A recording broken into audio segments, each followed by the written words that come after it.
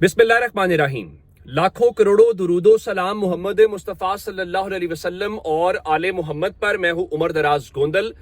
मैंने आपको बताया था कि अलीमा खान जो है वो पहुंची हैं जस्टिस सरफराज डोगर की अदालत के अंदर और न्याजुल्लाह न्याजी उनके साथ थे।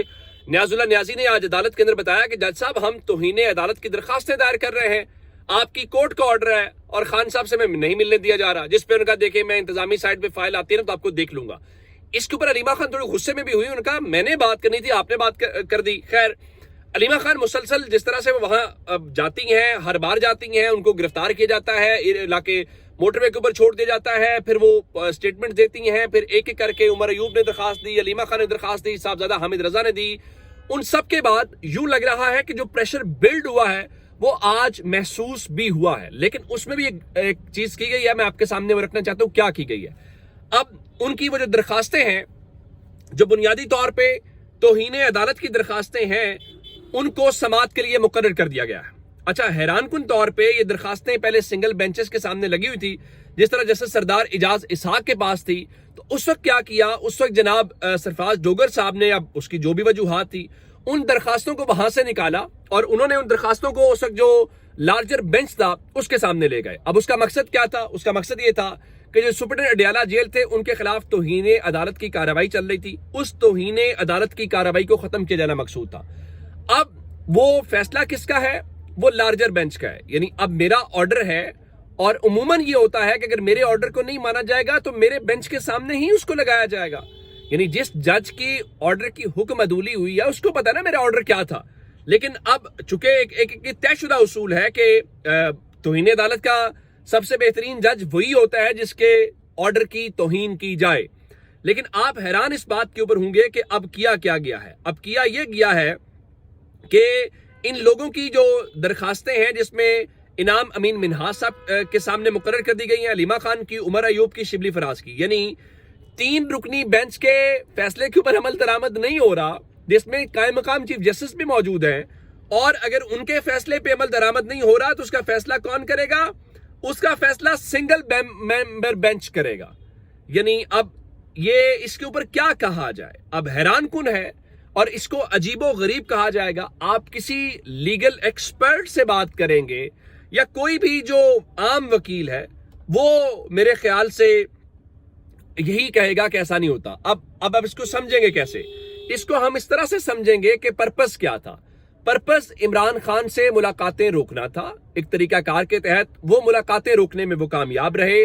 उसके बाद उनकी फैमिली को और उनको उनसे आइसोलेट करना था। तो अब वो जो मंगल और जुमेरात का दिन तय पाया था, वो मुलाकातें भी नहीं हो पा रही। सो इस्लामाबाद हाई कोर्ट में जो जजेस का ट्रांसफर किया गया है, या 26वीं यानी तरमीम के बाद जो तैनातियां की गई हैं, मेरे ख्याल से उसके बाद जो उनको परेशानी थी वो सारी की सारी खत्म हो चुकी है। और अब तो खैर आजम नजीर तारड़ साहब मुख्तलिफ पार्किंग्स का दौरा करते हैं और इस्लामाबाद हाई कोर्ट जो है, बार एसोसिएशन, वो दरखास्तें वापस लेती है और उनके जो सदर साहब हैं वो कहते हैं कि जी हमारी फ्रूटफुल मीटिंग जो है वो हुई है।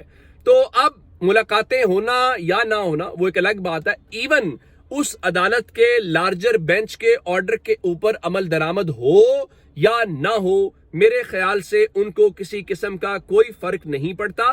तो और मजे की बात यह है कि इनाम अमीन मिन्हाज साहब ने पहले ये दरखास्त नहीं सुनी थी, ये डोगर साहब ने सुनी, अरबाब ताहिर साहब ने सुनी और आजम खान साहब ने सुनी। सो अब ये वो फैसला करेंगे। लेकिन इस लिहाज से तो चले, उसमें जो खराबी है वो मैंने आपके सामने रख दी है। लेकिन अलीमा खान ने अपनी हद तक दबाव डालने में वो कामयाब हुई हैं और उसी की बुनियाद के ऊपर अब इन्होंने समाअत के लिए उसको मुकर्रर किया है।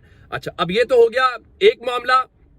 दूसरा, आज एक और मैंने आपको डेवलपमेंट बताई थी कि खैबर पख्तूनख्वा में जो माइंस एंड मिनरल्स बिल है उसके ऊपर ऑल पार्टीज कॉन्फ्रेंस आज बादशाह खान मरकज जो है ANP का वहां पे हो रही थी, जिसमें जमात इस्लामी शामिल हुई, जिसमें पीपल्स पार्टी शामिल हुई, जिसमें नून लीग शामिल हुई, इवन हुक्मरान जमात जो PTI है वो शामिल हुई। उसमें दिलचस्प बात यह है कि खैबर पख्तूनख्वा के अंदर कुल जमाती कॉन्फ्रेंस ने, तमाम जमातों ने माइंस एंड मिनरल्स बिल को मुस्तरद कर दिया है और अवामी नेशनल पार्टी के जेरे एहतमाम जो 14 निकाती मुश्तरका एलामिया है, यानी वो ये नहीं कह सकते कोई अक्सरियती राय है, बल्कि मुश्तरका तमाम सियासी जमातों का जो हुकूमत की इत्तेहादी है या हुकूमत का अपना भी, वो क्या कहते हैं?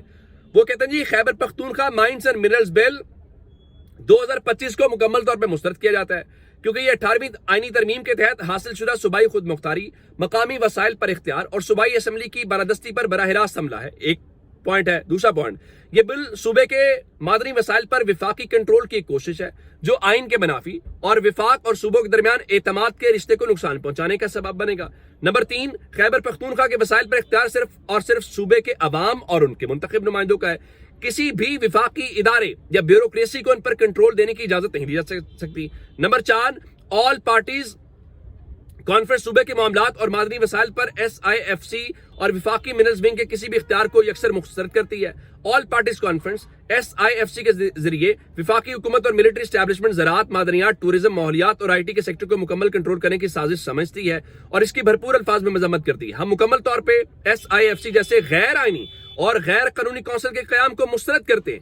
آل پارٹیز کانفرنس مطالبہ کرتی ہے کہ تمام اداروں کو کردار کو ان کے آئینی حدود تک محدود کیا جائے۔ آل پارٹیز کانفرنس ملک کی سیاست میں فوج کے کردار کو یکسر مسترد کرتی ہے، اور مزید کہا کہ آل پارٹیز کانفرنس مطالبہ کرتی ہے کہ پاک فوج کے زیر اہتمام چلنے والے تمام کمرشل روزگار، ان کے اثاثوں کی تفصیلات عوام کے سامنے لائی جائیں اور مزید فوج کی تمام کمرشل سرگرمیاں بند کی جائیں تاکہ وہ اپنے آئینی ذمہ داریوں پر توجہ دے۔ اور پھر ان کا جی خیبر پختونخوا اسمبلی اس بل کو مسترد کرے۔ پھر کہا جی ایک بھرپور عوامی اور منظم مہم چلائی جائے گی، اور پھر ان کا جی اگر یہ زبردستی بھی کیا گیا تو پھر اس کے اوپر جو ہے احتجاجی تحریک چلائی جائے گی۔ یہ ساری باتیں کرنے کے بعد پھر بلوچستان کے حوالے سے بھی انہوں نے کہا کہ وہاں بل پاس ہوا ہے، اس کو واپس لیا جائے میرے خیال سے۔ اور پھر اس میں خاص بات یہ ہے کہ آج خیبر پختونخوا اسمبلی کا اجلاس تھا اور اس کے ایجنڈے سے بھی یہ بل نہیں ہے، تو مطلب یہ ہوا کہ پریشر تو محسوس ہو رہا ہے۔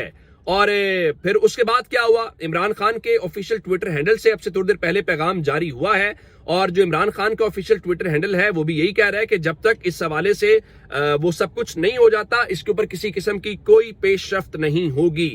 اب اندازہ کریں کہ ہمارے ملک میں اس وقت کیا چل رہا ہے، ہم کن چیزوں میں بیانات جاری کر رہے ہیں اور ہماری پارٹیز کیا کہہ رہی ہیں، اور دوسری طرف انڈیا ہے۔ انڈیا میں نے آپ کو بتایا تھا کہ جو حملہ ہے اس کی پاکستان نے آج اس کے اوپر افسوس کا اظہار کیا۔ ظاہر ہے پاکستان کسی بھی سویلین کے مارے جانے کے اوپر کوئی بھی پاکستانی، کوئی بھی مسلمان اس چیز کے حق میں نہیں ہے۔ میں نے آپ کو بتایا تھا کہ سعودی عرب کیا کہتا ہے۔ ایک تو ورلڈ مسلم لیگ جو ہے اس کا بیان جاری ہوا ہے، اور اب سے تھوڑی دیر پہلے سعودی عرب کا بیان جاری ہوا ہے، اور وہ اس کے اوپر اس کی مذمت کر رہے ہیں، اور وہ جموں اینڈ کشمیر لکھ رہے ہیں۔ وہ اس کو اب ڈسپیوٹڈ ٹیریٹری نہیں لکھتے کیونکہ وہ پاکستان کے جو سٹانس ہے وہ آپ جانتے ہیں۔ اور اب سے تھوڑی دیر پہلے مودی جو ہے وہ وہاں پہ کیبنٹ کی جو میٹنگ ہے سیکورٹی کے اوپر دلی میں وہ چل رہی ہے۔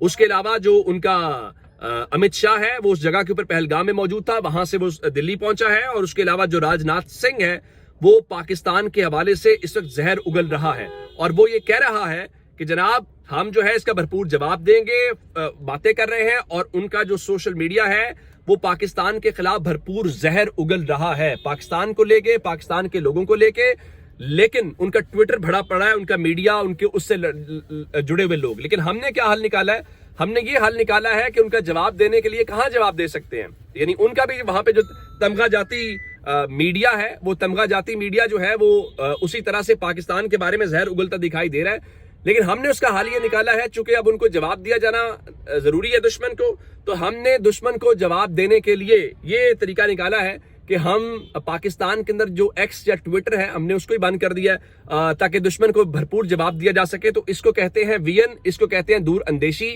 اب معلوم نہیں ہے کہ ہمیں کب یہ عقل آئے گی کہ دشمن کو جواب دینے کے لیے بھی آپ کو ٹویٹر کھولنا پڑتا ہے، اس کے بعد ہی آپ جواب دے سکتے ہیں۔ تو یہ جناب اب تک کی اپڈیٹس ہیں، اپنا بہت سارا خیال رکھیے گا، خدا حافظ۔